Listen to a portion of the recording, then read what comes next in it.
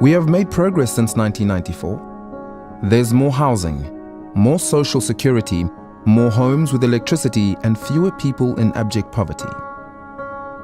But we still live in a divided society, and there's much that hasn't improved. Education is poor, jobs are scarce, and crime and violence is commonplace. Into this context, 2 children are born. At conception, both their genes hold the promise of abundant potential. But as each child takes that first breath, certain critical foundations have been laid that are difficult to undo.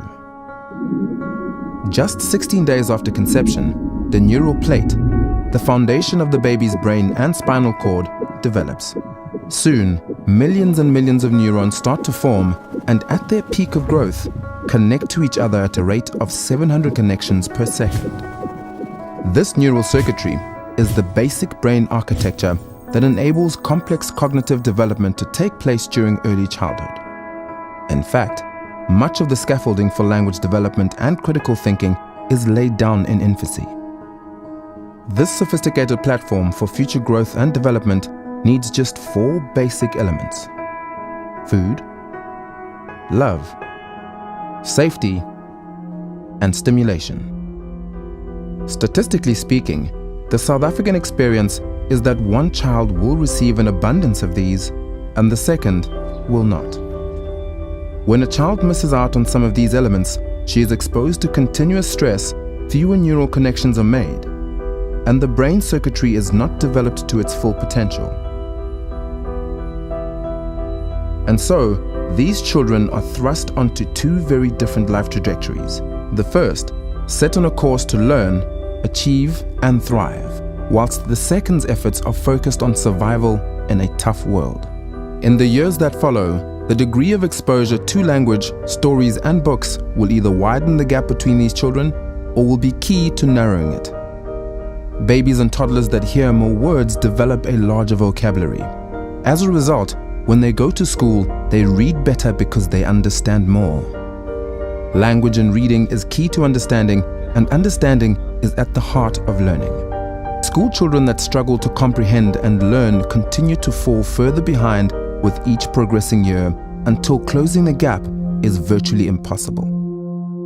And so the cycles of poverty and inequality are repeated from generation to generation. Children who grow up in circumstances of violence, abuse, and neglect are more likely to be violent, abusive, and neglectful parents.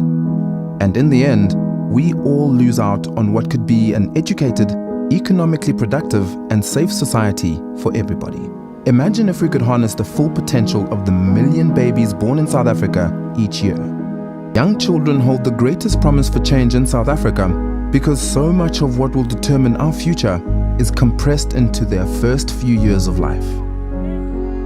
Over half of our children grow up in conditions of poverty and social neglect. It's an outrage, but it's also an incredible opportunity to reshape our future if we change their present.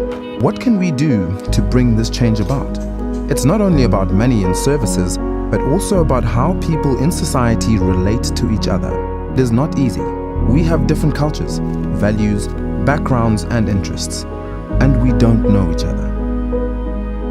But one thing brings us together, and that is a common desire for our children to have a better life. Imagine what could happen if each of us found a way to help nurture just one child at risk, to be there for them and their parents in small and practical ways, like standing by a mother during pregnancy,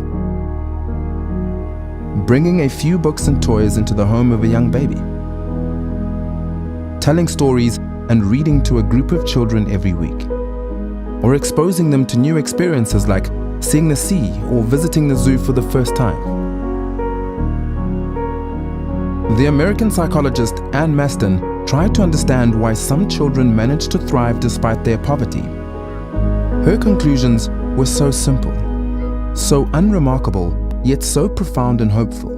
Long-term studies across the world repeatedly show that what is needed is a loving parent or caregiver, an additional caring adult standing by the child, and connections to opportunity, even modest opportunities, at crucial times in a child's life. She calls this the ordinary magic that can change a child's future.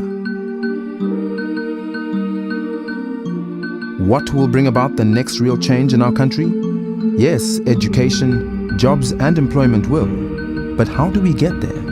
Invest in our young children. Include them in our circles of care and support. If we step in when it matters most, we can change a child's journey and ultimately the story of our country. Who will bring about the next real change in our country? We will, each and all of us.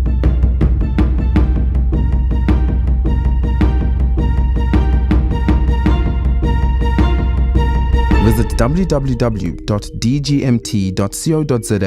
to start creating change for the children of South Africa and the future of our country.